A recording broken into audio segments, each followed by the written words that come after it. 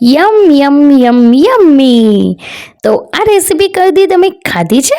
જો નથી ખાધી ને તો આજે જોઈ લો કે શેનાથી બનાવવાની છે. તો મેં અહીંયા લીધું છે કોઠું. હવે કોઠું શું છે ને એ તો તમને ખબર જ હશે, અને જો કદી ના જોયું હોય ને તો આ જોઈ લો કે કોઠું આને કહેવાય છે. તો કોઠું છે ને આને આ રીતે બેને આમ પછાડવાના અને તોડી દેવાના. જો મને તો વાગી પણ ગયું સાથે સાથે. તો હવે કોઠાની અંદર જે આ પલ્પ છે ને એ આપણે કાઢી લેવાનો છે એક બાઉલની અંદર. તો આપણે ચટણી પણ બનાવશું અને આની ભેળ પણ બનાવીશું. તો કોઠાની અંદરનો પલ્પ છે ને મેં કાઢી લીધો છે.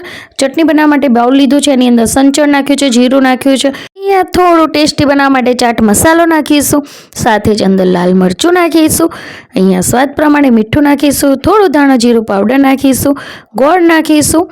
તો આ ખાટું હોય છે તો બેલેન્સ કરવા માટે આપણે ગોળ નાખવાનો છે, પીસી લેવાનું છે. તો અહીંયા મેં પીસી લીધું છે. જુઓ તમે કેટલી સરસ ચટણી બનીને તૈયાર થઈ ગઈ છે.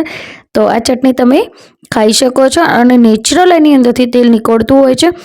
તો આની અંદર કોઈ એક્સ્ટ્રા તેલ નાખવાની જરૂર નથી, પણ જેને કોઠું ભાવતું હશે ને તેને જ આ રેસીપી અતિ પ્રિય હશે.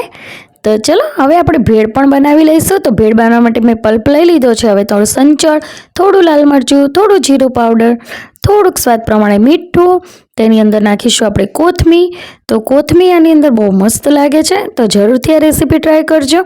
અને જો તમને મારી રેસીપી ગમતી હોય ને તો તમે જરૂરથી મારી ચેનલને સબસ્ક્રાઈબ કરજો. તો હું તમને આ રીતની દેશી અવનવી રેસીપી લાવતી રહીશ.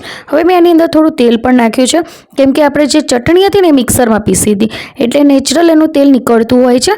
પણ આપણે આ રીતે મિક્સ કરવાનું હોય છે ને એટલે તેલ નથી નીકળતું, એટલે એક્સ્ટ્રા તેલ નાખ્યું છે મેં.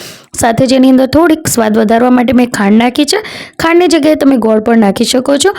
અને બધું સરસ એવું મિક્સ કરી લીધું છે. અને જે કોઠું હોય ને એનું જે આપણે કોઠાનો પલ્પ કાઢીને એનું મગજ તો ખાલી કરી નાખ્યું હતું, તો પાછું ફરીથી આપણે ભરી દઈશું.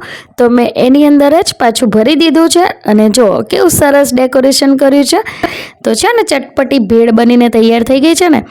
તો તમને મારી રેસીપી કેવી લાગી ને એ કોમેન્ટ બોક્સમાં જરૂરથી જણાવજો. અને કોઠું છે ને બધાએ ખાધું હશે મસાલા નાખીને, પણ આ રીતે જો ટ્રાય ના કર્યું હોય ને તો આ રેસીપી જરૂરથી ટ્રાય કરજો. તો ચલો, થેન્ક યુ.